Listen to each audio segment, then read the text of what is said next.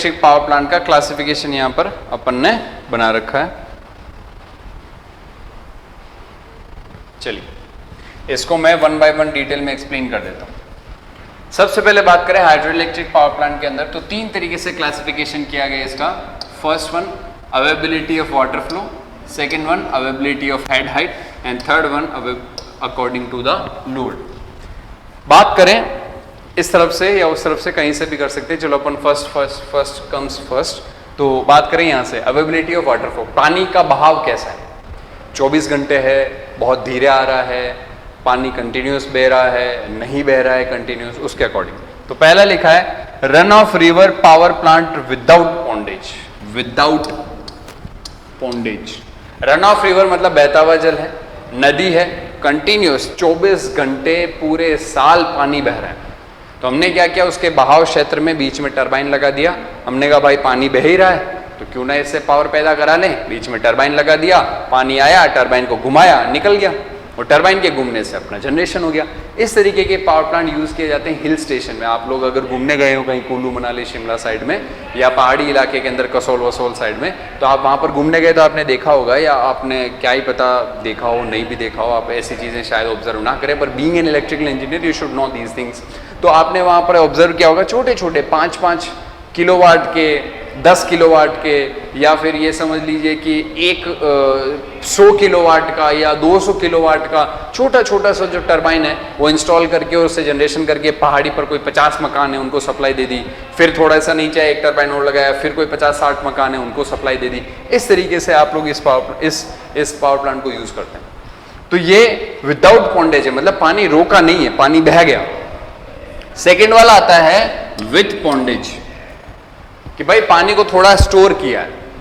वो इसलिए कि हो सकता है कि पानी का बहाव जो है वो एक पर्टिकुलर सीजन में कम हो जाता है, तो हम वो जो पानी स्टोर किया है उसे वापस जब लोड रिड्यूस हो जाता है, कम होता है, तो उस पानी को दोबारा भर लेते हैं पीछे। टरबाइन रिवर्स घूमता है, पानी दोबारा भर लिया जाता है और उसके बाद फिर वापस से अपन उस पानी को रिलीज करके जनरेशन करते हैं। तो run of river power plant with pondage. Third वाला आ गया आपका रिजर्वायर। अपन ने जिसकी थ्योरी अभी इतनी देर से पढ़ी है, ये पूरे के पूरे कौन से हैं, रिजर्वायर पावर प्लांट है, जिसमें एक बांध बनाया गया है, रिजर्वायर बनाया गया, पानी को रोका है, जब हमें जरूरत हुई तब हमने पानी को रिलीज किया और जनरेशन किया है। Clear? Next availability of water head. पानी में डैम की जो डैम की हाइट है, ये हाइट ये कितनी है? अगर ये हाइट आपकी 30 मीटर के आसपास, लेस देन 30 मीटर, तो वो लो हेड हाइड्रो पावर प्लांट कहलाएगा। अगर उसकी हाइट 30 से 300 मीटर है तो वो medium head hydro power plant कहलाएगा। और अगर उसकी हाइट 300 मीटर से ज्यादा है तो वो high head hydro power plant कहलाएगा।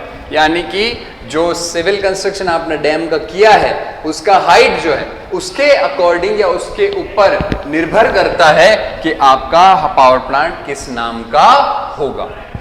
तीसरा, according to the loading type, उस हाइड्रो पावर प्लांट के ऊपर लोड कैसा कनेक्टेड है। तो सबसे पहला है आपके पास में बेस लोड। बेस लोड का मतलब आपको आगे मैं जो फर्स्ट क्लास में आपको मैंने एक हेडिंग का नाम बताया था कि हम एक चैप्टर पढ़ेंगे लोड्स एंड लोड कर्व्स, वहां मैं इस बेस लोड और पीक लोड के बारे में बहुत डिटेल में एक्सप्लेन करूंगा। पर यहाँ चूंकि ये टर्म आ चुकी है तो मैं एक बार बता देता हूँ क्या होता है। बेस लोड का मतलब ये हुआ कि वो लोड जो किसी पावर प्लांट के ऊपर 24 घंटे कनेक्टेड है, कि भैया इतनी पावर तो अपने को चाहिए ही चाहिए, चाहे कुछ भी कर लो। तो मान लो किसी शहर को सप्लाई हो रही है और वो पता चले कि 25 मेगावाट सप्लाई तो 24 घंटे चाहिए, 25 से कम तो बिल्कुल नहीं चले, तो वो पावर जो मिनिमम मेंटेन करके रखनी ही रखनी है वो कहलाती है आपकी बेस लोड।